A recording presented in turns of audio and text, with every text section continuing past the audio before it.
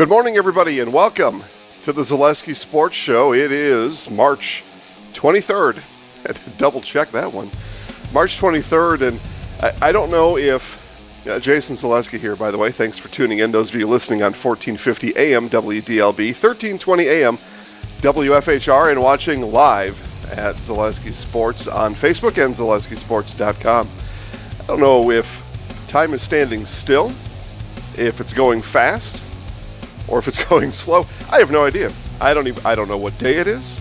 I don't know if I care what day it is.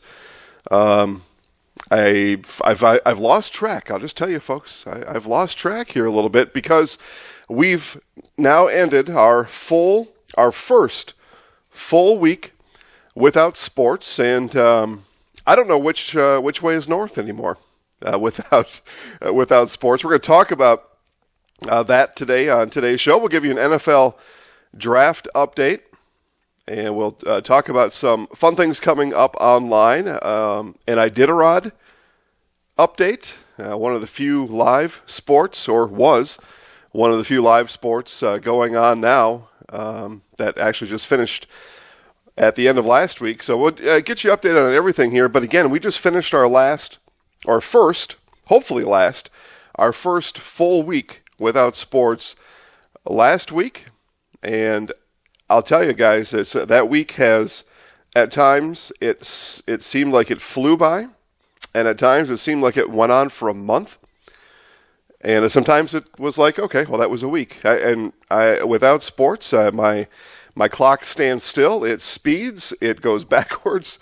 I'm really not sure exactly how to measure time anymore without sports, because for me, how I measured time was, all right, we've got a game tonight at 7.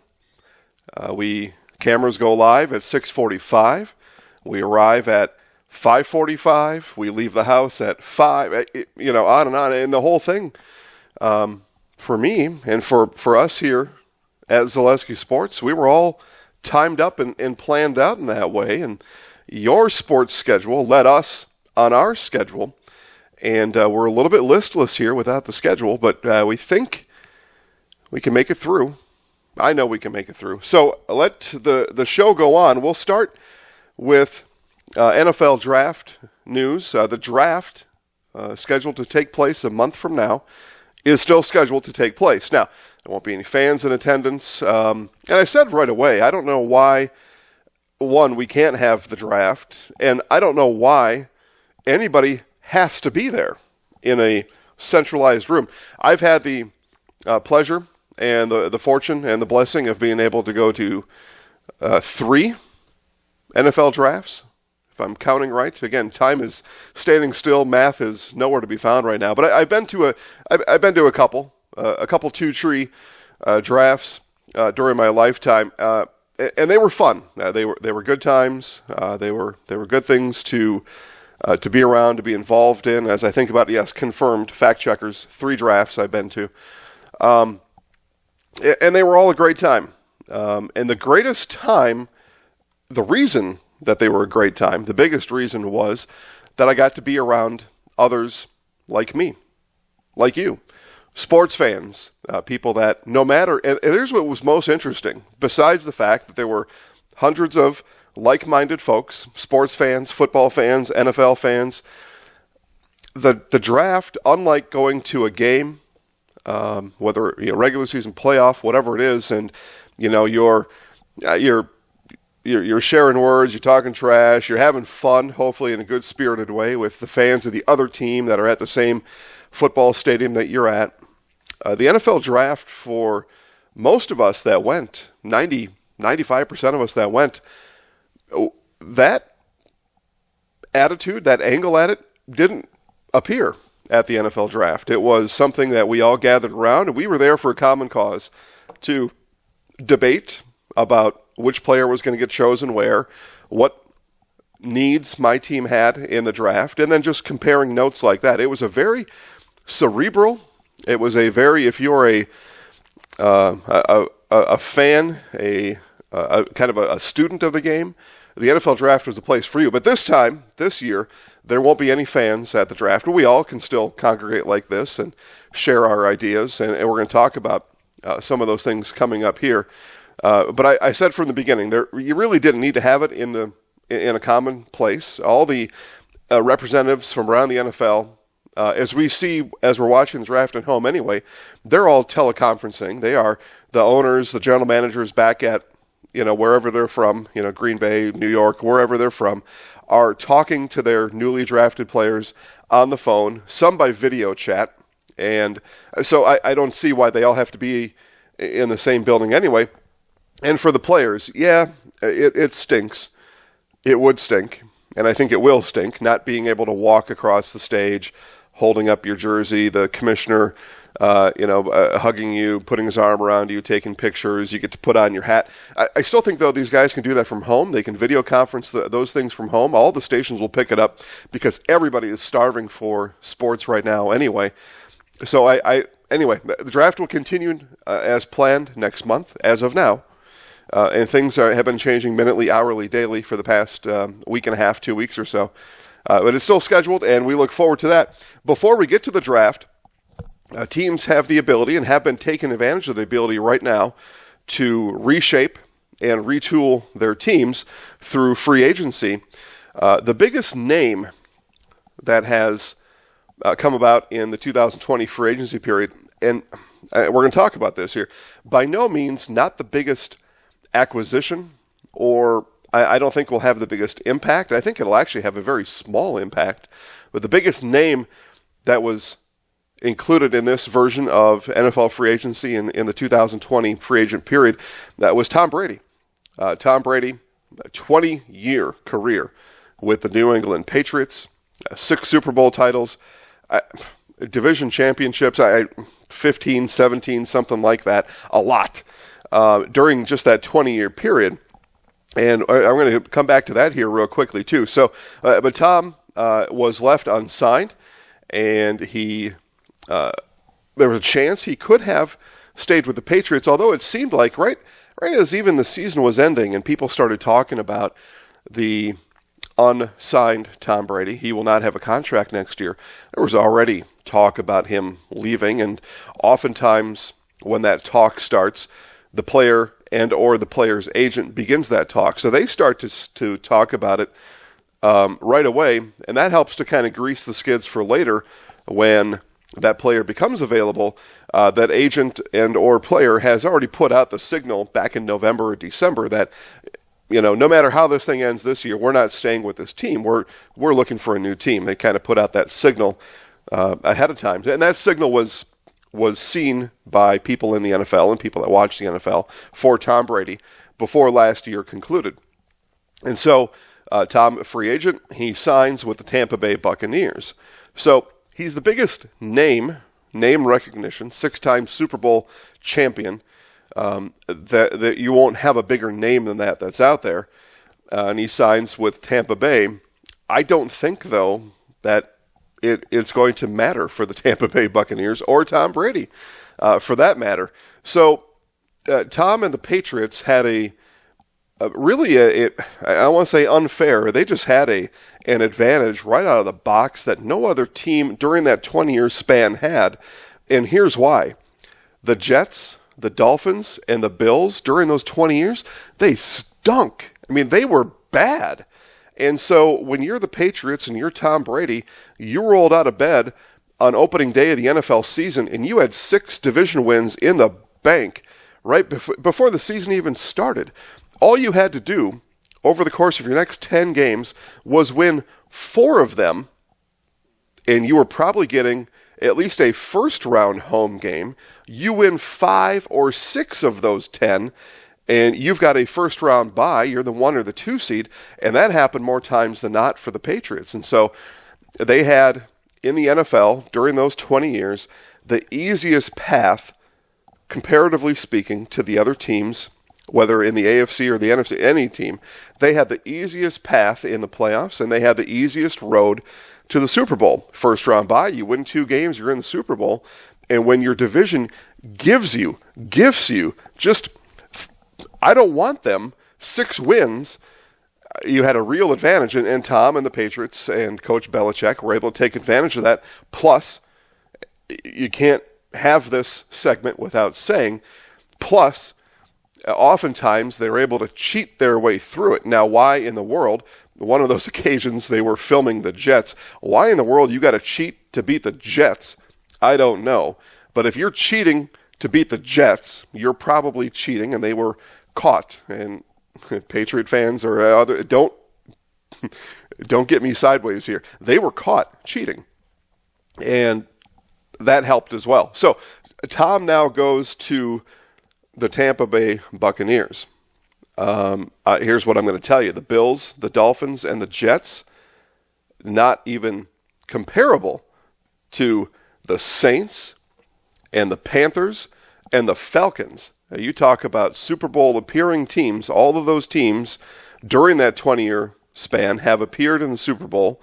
There's a Super Bowl win in that group as well. Now those are your divisional opponents. They aren't giving you 6 wins. They aren't giving you anything, Tom Brady and the Buccaneers. They will give you nothing.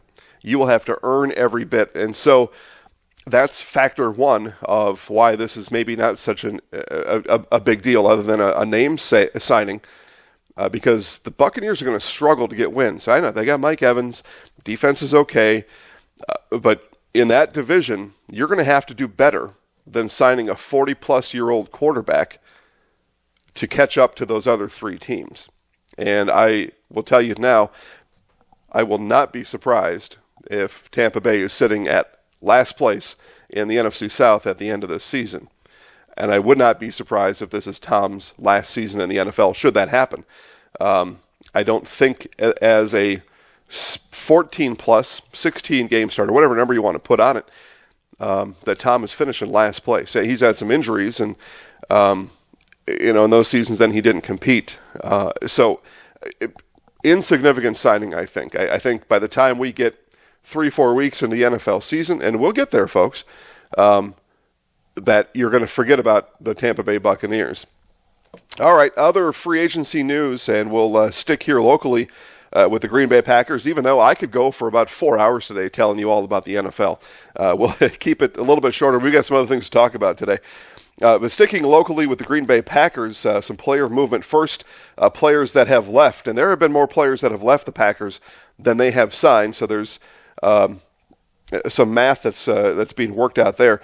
But Blake Martinez, the highest paid former Packer in this free agency period now, is playing for the New York Giants. It's a 3-year, $30.7 million deal. Congratulations to Blake Martinez. Brian Bulaga, now with the LA Chargers, a 3-year, $30 million deal there for the former first-round pick, Brian Bulaga.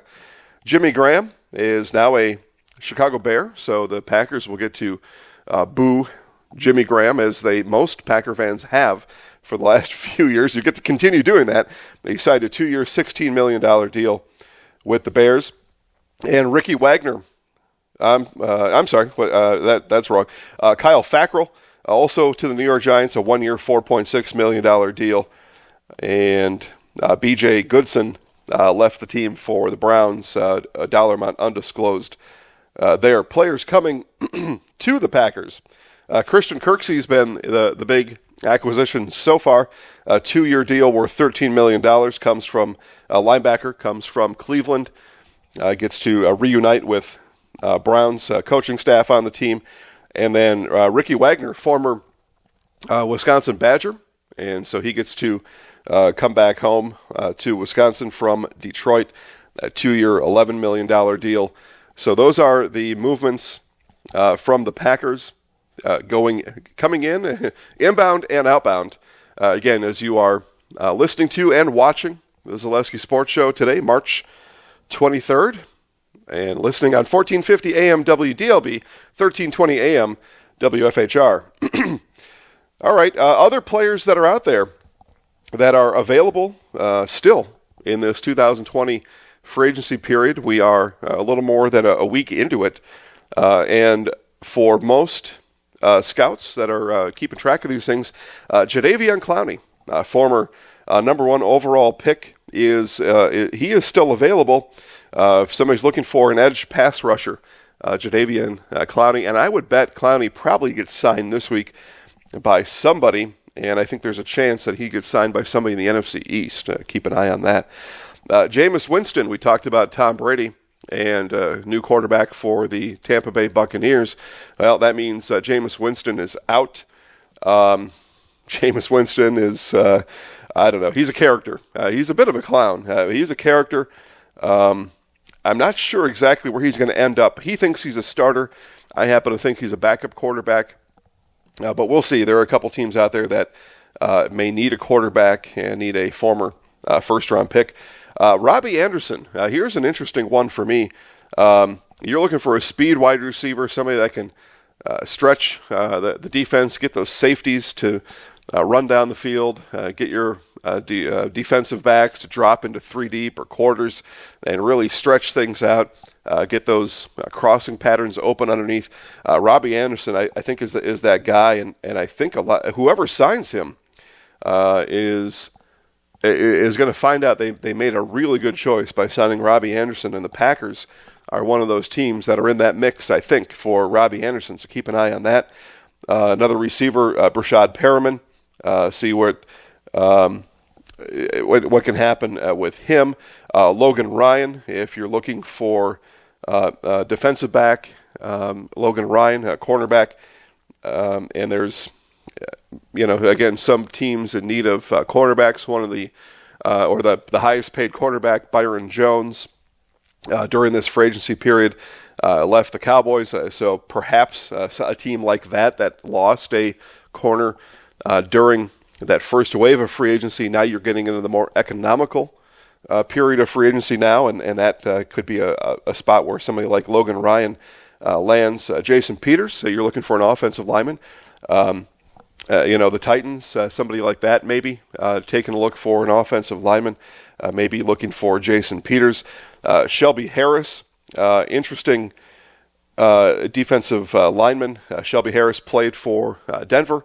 He's still available. Packer fans know this name, Demarius Randall.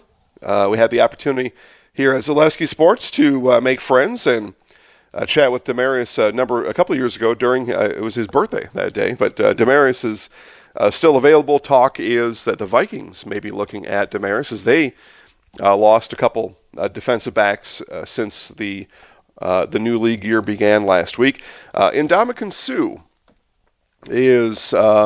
is on the market. Tampa Bay didn't want him. He's 33 years old. Of course, Packer fans know about Ndamukong Suh. That he'll sign somewhere. I mean, he's available right now. And then Jimmy Smith, first-round pick from 9 years ago, played for the Ravens as a defensive back. He is available yet too. So those 10 names, I would say 8 of those 10 will find their landing spots this week. Player like Winston or maybe Smith ends up having to wait till off-season training camps begin and OTAs before they're able to really kind of find their match, I think. We'll see what happens, though, with them. All right, moving on here. I mentioned earlier that the Iditarod was, to the best of my knowledge, the last and final live sporting event that was allowed to continue, and it finished. It finished about a day and a half ago. And we talked about it during last week's show. We got to know some of the mushers' names and some of those. Thomas Warner is the 2020 Iditarod champion. His team of 10 dogs finished in 9 days, 10 hours, 37 minutes, and 47 seconds. Count them all the way down.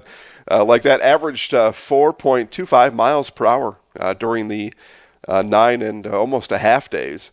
And so Thomas Warner in bib number 40 is the Iditarod winner in 2020. Interesting note about the Iditarod this year. Number of mushers and their dog teams had to be rescued. That may be a little bit too strong of a word, but they were safe, but they had to be pulled off the course by helicopter and otherwise taken off the course as warmer weather had moved in over the course of the last week of the Iditarod. The course became unpassable. There were instead of now snow, pools, large, deep pools of water that unable to be traversed. So a number of teams weren't able to cross the finish line this year in the 2020 Iditarod. So that's how that one ended up. So Thomas Warner, again, your 2020 Iditarod champion. Those of you watching online right now see behind me football on the TV screen. And that's because what they're seeing, those of you listening on WDW and WFHR, what folks online are seeing, and again, you can go and rewatch today's show anytime you want on Facebook or ZaleskiSports.com, are seeing Stratford and Northwestern. That's a level 3 or 4 game, whatever it was, November 8th, whatever that day was. They're watching a replay of that behind me, and you can watch the full game in replay tonight on Facebook. We are premiering the replay as part of our off-season series now every Monday and Thursday at 7 p.m. on Facebook at Zaleski Sports. You can relive, watch again, or watch for the first time some of the best high school sporting events that we saw during this school year. And we're going to lead it off tonight at 7 p.m. It is Stratford Northwestern playoff football. And again, watch that on Facebook at Zaleski Sports. Speaking of Stratford, as I mentioned at the top of the show, and as most of you know already, that this past Saturday, 2 days ago, would have been the day that boys basketball champions were crowned. It would have been Championship Saturday. A week ago Saturday, same for the girls. It would have been Championship Saturday over at the Resch. And the season was put on hold the day after boys sectional finals and the day after the opening of the girls state basketball tournament. And what that meant was there were a lot of stories that were left untold. That the season abruptly ended that night, sectional semifinal night, 2 Thursdays ago. And so what we've done is we've opened up our abilities to help those that were involved in that dramatic and abrupt shutdown of sports here in Wisconsin to tell their stories and help to tell you. And I'm curious, and I know you're curious too, as to how these teams coped with that. And there's learning to be done with this, and there is heartbreak, and there are good news though. And sports always provides us positive stories and happy endings, even in the worst of times. And right now, we're in one of those times where things didn't go as we planned. And anyway, so the sports season abruptly ended 2 Thursdays ago, and we had a chance to catch up with Stratford Tigers head coach Kurt Schmidt. His Tigers had won their sectional semifinal game on that Thursday. They were 1 game away from state, 1 win away from state, and we had a chance to catch up with Coach Schmidt. Rib Lake had just beat Pittsville on that same night, and Rib Lake was 1 game, 1 win away from state. So we had a chance to catch up with coaches from both of those teams. Here first, we'll give you a snippet of our chat with Stratford Tiger basketball coach Kurt Schmidt. Well, backing up just a little bit after Sure. the game, you assume you have a game, so everything is normal. Okay, we're gonna practice tomorrow. Blah blah blah. Great job tonight. 1 more game to for the sectional championship before obviously you're talking about the state tournament. So now I get home and my assistant coach is with me. We're at my dining room table and we're watching film. And so it's about 11:30 at night. We're taking notes. I feel like I've got a game plan formulated on probably about 3 pages of legal pad. And all of a sudden my son comes down. He found out before me. And he's season's off. Everything's canceled. I couldn't believe it. I'm like, you got to be kidding me. And I'm looking at 2 iPads running with 2 different games, and it's like a little war room, basically, like a control center. And immediately my assistant coach Corey Heckel was very, what's the proper adjective? He felt bad. He was immediately, you got to be kidding me. Shuts his laptop, and and I'm going through these emotions in my mind of, how can this be? You know what I mean? These kids were playing our best basketball. I haven't talked to them. It's over. It was hard to deal with. And so my coach goes home, and I had to deal with the grieving process because I was getting messages from the kids, and they felt horrible. And And it's like they were saying goodbye. Some of them, part of their grieving process, and that was hard. And then obviously I spent, my son and I stayed up probably till 2:30 in the morning just talking and having to help him with his emotional ups and downs with it. And the hardest part of it is when he tells you, Dad, I really wanted to get you to the Kohl Center for the first time. And that's when I lost it. That's what made me kind of go into a little bit of a spin mentally. Number one was, how can my kid have that burden placed upon him? That's number one. That shouldn't happen. Do I respect the love and the admiration of that? Yes. And again, that was Stratford boys basketball coach Kurt Schmidt telling us about how he and his team have been since the season shut down. As I mentioned, we also had a chance to catch up with Rib Lake boys basketball coach Todd Henderson. And we also talked to Todd about the abrupt ending to this basketball season and how he and the boys from his basketball team have dealt with the unexpected news from last week. Yeah, I think we actually found out about 11:30 that night after we were already home. And, Carrie and I were communicating via text message, making plans for getting film and getting practice plans for Friday, getting ready for that game on Saturday. And I think it was 11:30 at night. All of a sudden we get a message on someone's like, hey, it's canceled, it's off. And I think that it was just shock. Like what? I think everybody was just, and I think it was hard because we weren't together as a team to get the news. The kids weren't at school. You couldn't bring them all together and kind of try and process through it. They're hearing on social media. You get a tweet out from the WIA or WIS Sports, and I think it's just hard to believe at first. And so I know that most of our seniors did not sleep much at all that night. They were just heartbroken. And we talked to a few of them. We ended up having a team meeting after school on that Friday and talked through some things with them and kind of gave them a chance to mourn, to grieve. It's a loss of some hopes and dreams. They really were determined to get to state this year. And again, that was Rib Lake boys basketball coach Todd Henderson. More of these interviews coming, and you can watch all of them on Facebook at Zaleski Sports and online at ZaleskiSports.com. We also have had a chance to talk to many of the area conference basketball boys and girls players of the year, coaches, basketball coach players of the year. We will also talk coming up with Dalton Varsho, what can only be said as a future Major League Baseball star in the making. We'll talk to Dalton this coming week. We'll also talk to Johnny and Jordan Davis from La Crosse Central. Of course, Johnny, Mr. Basketball this year. We'll also talk to Miss Basketball, Lexi Donarski. We'll talk to both teams' coaches and a whole lot more coming up. We are jam-packed with folks that want to tell their story and give some updates, talk to all kinds of people in the area, and we'll continue those. And again, all those interviews are found on Facebook at Zaleski Sports and at ZaleskiSports.com.